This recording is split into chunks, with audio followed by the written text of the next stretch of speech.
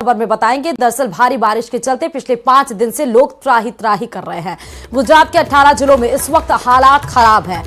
बारिश और बाढ़ से मरने वालों की संख्या 32 तक पहुंच चुकी है। 11 में बारिश का रेड अलर्ट जारी किया गया है, जबकि 22 जिलों में बारिश का येलो अलर्ट जारी है। तबाही का आलम यह है कि गुजरात में सेना को उतारना पड़ गया है। राज्य के 939 स्टेट हाईवे, नेशनल हाईवे और दूसरी सड़कें ठप हैं। शहर शहर सैलाब से तबाही का भयावह मंजर है। मौसम विभाग ने अगले 5 दिन तक भारी बारिश और अति बारिश होने का हाई अलर्ट भी जारी कर दिया है। हेलीकॉप्टर से किस तरह से रेस्क्यू ऑपरेशन वहां पर किया जा रहा है, ये तस्वीरें अभी आपके टीवी स्क्रीन पर हैं, लेकिन जो मौतों का आंकड़ा है वो धीरे धीरे करके बढ़ता चला जा रहा है। कल लगभग 11 से 16 के बीच में मौतों का आंकड़ा था, लेकिन अब वो 32 तक पहुंच चुका है। ड्रोन के जरिए ये जो पूरे गुजरात की तस्वीर ली गई है वो आप देख सकते हैं, तो किस तरह से वहां पर भयावह मंजर दिखाई पड़ा है। बारिश ने किस तरह से वहां पर लोगों का जीना दुश्वार कर दिया है वो आप तस्वीरों के माध्यम से समझ सकते हैं। और ये भी खबर गुजरात से है, जहां भारी बारिश के कारण हालात बद से बदतर हो गए हैं। भयंकर बाढ़ और बारिश से जीवन पूरी तरह से अस्त व्यस्त हो गया है। गुजरात के मुख्यमंत्री भूपेंद्र भाई पटेल ने बाढ़ से प्रभावित इलाकों का सर्वे किया और इस दौरान सीएम भूपेंद्र पटेल ने आपदा पीड़ितों का हाल जाना और उन्हें हर संभव मदद का भरोसा भी दिलाया।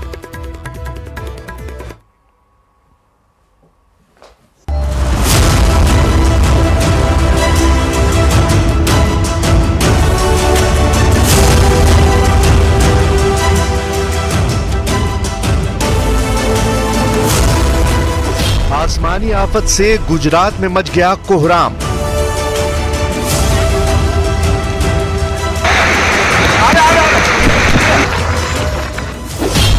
गुजरात में बादल फाड़ मुसीबत से मचा हाहाकार। गुजरात में बाढ़ का कहर, चारों तरफ जल प्रलय।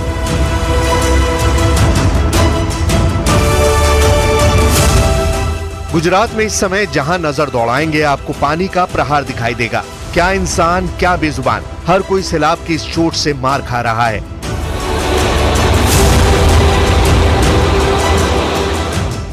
गुजरात के 27 जिले बाढ़ की चपेट में हैं। हर तरफ सैलाब के प्रहार से त्राहिमाम मचा है। हालात ऐसे हैं कि हर कोई इस भयंकर बाढ़ के आगे बेबस नजर आ रहा है। शहरों की गलियां उफनती नाले में तब्दील हो चुकी हैं, तो गांव के गांव टापू नजर आ रहे हैं। हालत यह है कि लोग छतों पर रहकर अपनी आजीविका चला रहे हैं।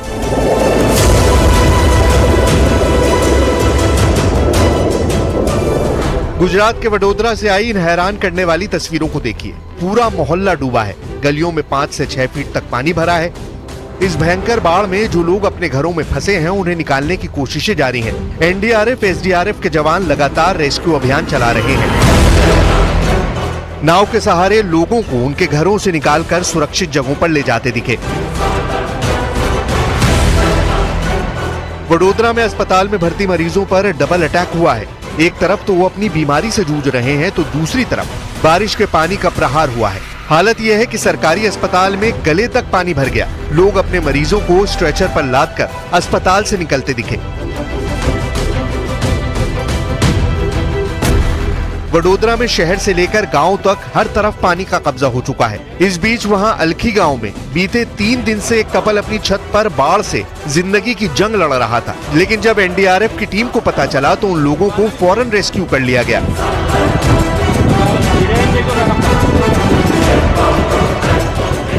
इस बीच वडोदरा में एक और हैरान करने वाली तस्वीर आई है। पानी इतना बरसा कि सड़क पर सैलाब आ गया और पार्किंग में खड़ी गाड़ियां कागज की नाव की तरह बहने लगी। एक दो नहीं बल्कि दर्जनों कारें पानी में बहती नजर आईं। वडोदरा में लगभग हर गली मोहल्ले में रहने वाले लोग बाढ़ से बेबस नजर आ रहे हैं। पूरा शहर टापू बना दिख रहा है। पार्किंग में गाड़ियां डूबी हैं तो लोगों के आशियाने डूब चुके हैं।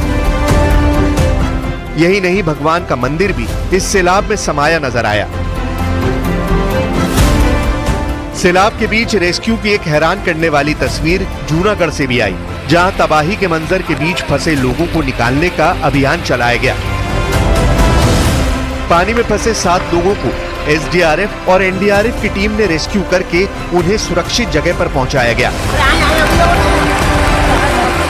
गुजरात के दाहोद में भी सैलाब ने कब्जा जमा रखा है। वहां भिलोदा नदी अपने उफान पर है। इस बीच नदी के किनारे से गुजर रहा एक मोटरसाइकिल सवार सैलाब की चपेट में आ गया। इसके बाद उसे बचाने का अभियान चलाया गया। जमीन की खुदाई करने वाली मशीन के सहारे उस युवक को कड़ी मशक्कत के बाद बचा लिया गया।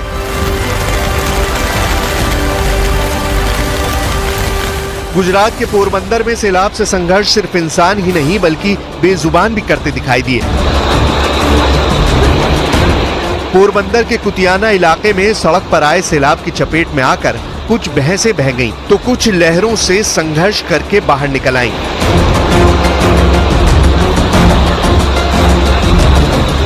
पोरबंदर में बाढ़ के बीच लगातार रेस्क्यू ऑपरेशन चलाया जा रहा है। बाढ़ में फंसे करीब 21 लोगों को हेलीकॉप्टर के सहारे सुरक्षित निकाला गया।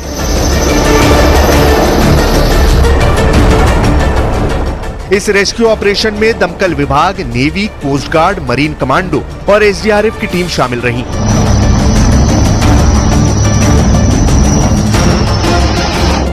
इस बीच गुजरात के द्वारका में बाढ़ में फंसे लोगों के लिए बचाव अभियान चलाया गया।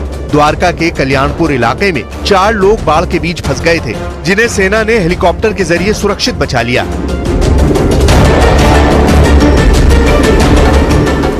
गुजरात के द्वारका में लगभग हर जगह बाढ़ का मंजर दिखाई दे रहा है। हालात ऐसे बन गए हैं कि सड़क नदी में तब्दील हो चुकी है। इस दौरान वहां खड़ा एक भारी भरकम ट्रक कागज की नाव की तरह बहता दिखाई दिया।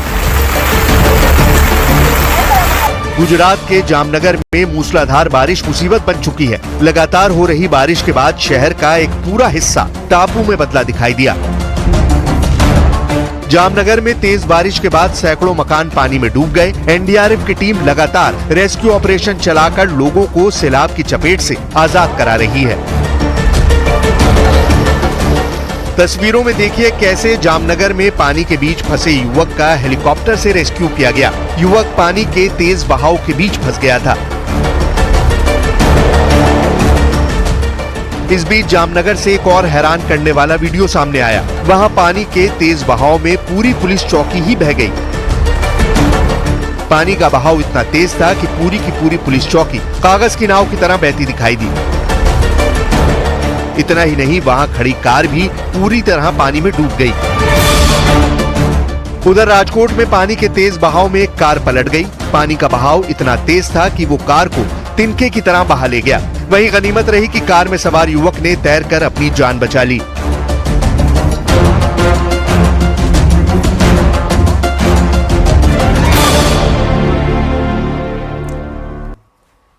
तो बारिश का कहर सिर्फ गुजरात ही नहीं बल्कि उत्तराखंड में भी पड़ा है। कैसे, वो आपको बताते हैं। दरअसल उत्तराखंड के जोशीमठ के पंगनो गांव पर एक बार फिर बारिश मुसीबत बनकर टूटी है।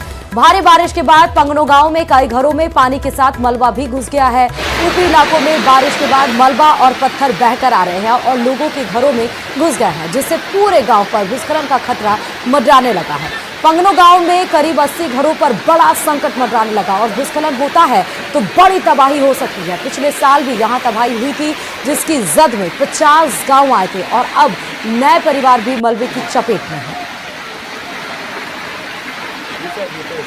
तस्वीरें हम आपको इस वक्त की 3 दिखा रहे हैं। उत्तराखंड के चमोली की आप तस्वीरें देख सकते हैं। भारी बारिश के बाद जहां पत्थर भी खिसक कर लोगों के घरों तक पहुंच रहे हैं। पिछले साल की अगर हम बात करें तो यहां पर भी तबाही का मंजर दिखा था, जहां 50 घर इसकी चपेट में आ गए थे। भारी तबाही मचा था और अब भी बताया जा रहा है कि 80 घरों के ऊपर खतरा मंडरा रहा है। दूसरी तस्वीर आप देख सकते हैं, भयावह। एक तो बारिश का दौर, ऊपर से उसके साथ मलबा, कीचड़ और पत्थर वो लोगों के घर में घुस रहे हैं। तीसरी भी तस्वीर हम आपको वैसे ही दिखा रहे हैं, जहां लोग देख रहे हैं कि किस तरह वो इस भयावह मंजर से, इस आपदा से बाहर आ सकते हैं, लेकिन मुसीबत, खतरा उनके सर पर मंडरा रहा है।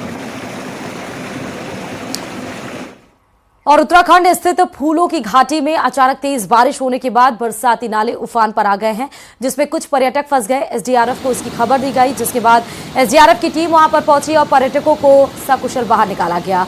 बताया जा रहा है कि तेज बारिश के चलते फूलों की घाटी इलाके में कुछ पुल बह गए, साथ ही तेज बारिश से इलाके में खासा नुकसान भी हुआ। ये आपको तस्वीरें भी दिखा रहे हैं, देख सकते हैं कि कैसे एसडीआरएफ की टीम वहां पर रेस्क्यू ऑपरेशन चला रही है और जो लोग वहां पर फंस गए थे उनको एक छोर से दूसरी छोर पहुंचाने के लिए एक डंडी लगाई गई है। अब वो पत्थर, अब वो लोहे की भी हो सकती है, लकड़ी की भी हो सकती है। फिलहाल तस्वीरों में इस तरह दिखाया जा रहा है जैसे वो लोहे की है, और उसी के सहारे एसडीआरएफ की टीम जो लोग फंसे हुए थे उनको रेस्क्यू करके इस पार ला रहे हैं।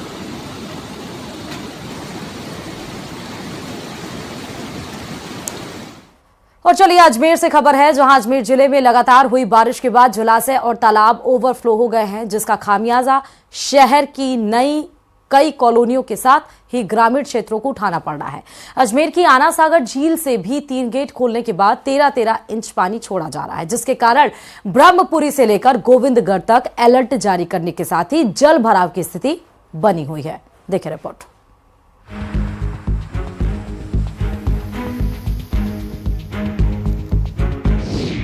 भारी बारिश के बाद अजमेर का बुरा हाल।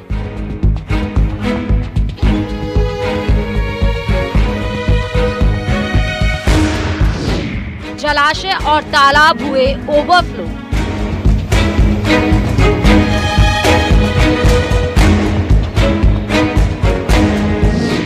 आना सागर झील के खोले गए 3 गेट।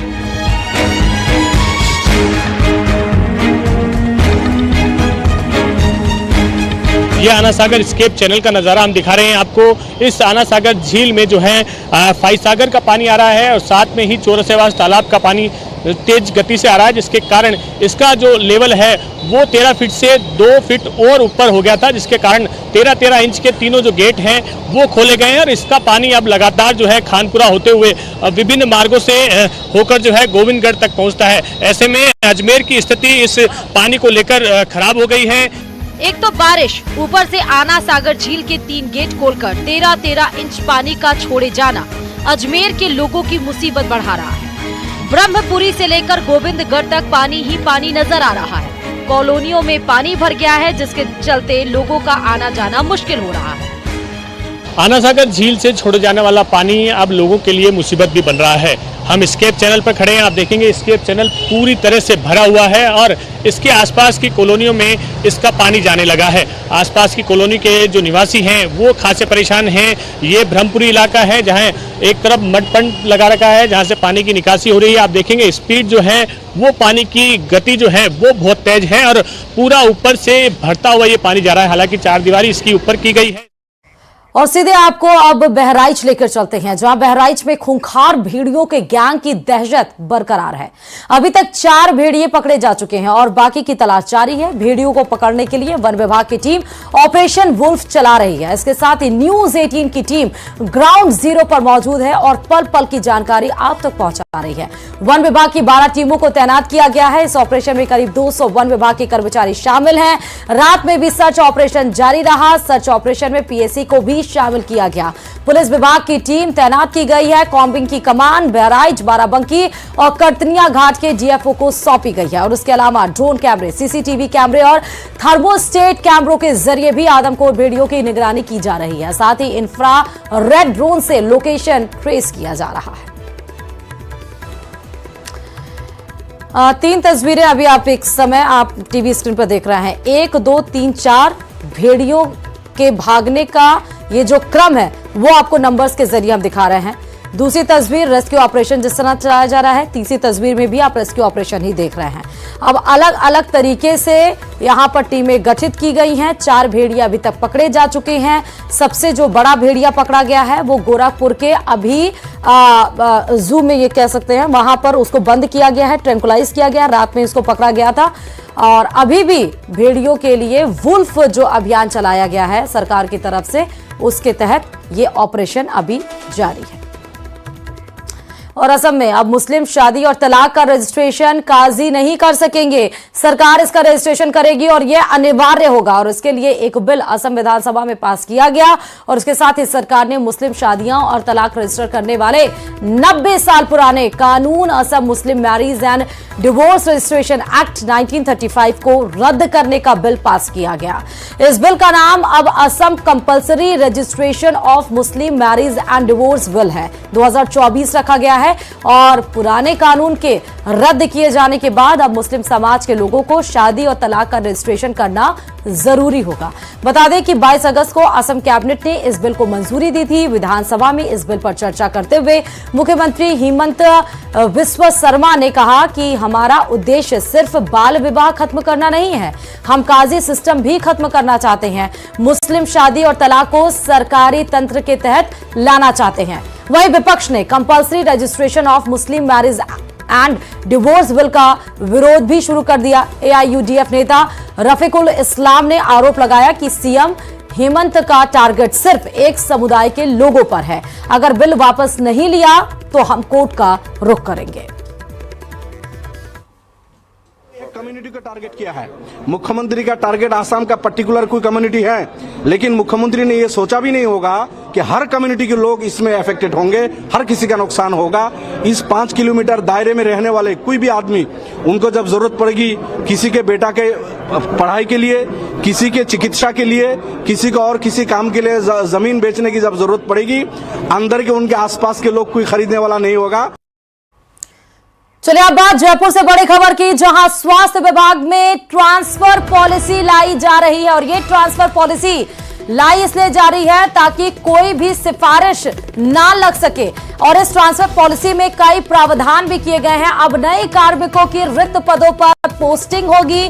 कार्मिकों की पोस्टिंग में कोई भी सिफारिश नहीं चलेगी। अलग अलग कैटेगरीज में कार्मिकों को बांटा जाएगा। एक पद पर 2 कार्मिकों की व्यवस्था अब नहीं चल सकेगी। पॉलिसी को लेकर सीएम को प्रेजेंटेशन भी दिया जा चुका है। 2 साल के बाद कार्मिक तबादला करा सकेंगे। ग्रामीण इलाकों के कार्मिकों को एक्स्ट्रा अलाउंस देने का प्रावधान भी इसमें चिन्हित किया गया है। बड़ी खबर इस वक्त की आपको जयपुर से बता रहे हैं। स्वास्थ्य विभाग में ट्रांसफर पॉलिसी लाई जाएगी और इसका प्रेजेंटेशन भी सीएम तक पहुंचा दिया गया है। चलिए खबरों में आगे बढ़ते हुए बताते चले कि पश्चिमी राजस्थान का महाकुंभ कहे जाने वाला बाबा रामदेव जी के 640वें भादवा मेले का विधिवत शुभारंभ 5 सितंबर भादवा शुल्क दूध से होगी। लेकिन आस्था का सैलाब अभी से ही रामदेवरा में उमड़ रहा है। मेले को सकुशल संपन्न कराने के लिए प्रशासन ने कई वहां पर तैयारियां कर रखी हैं। कैसे क्या है देखिए रिपोर्ट।